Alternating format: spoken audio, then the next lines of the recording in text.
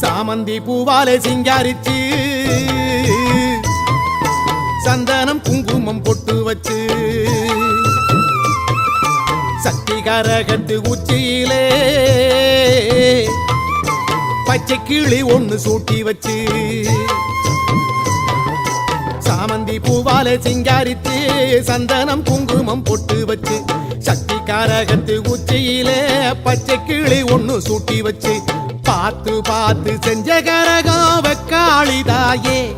கரையேத்துவது பொறுப்பு அமாண்டிதாயே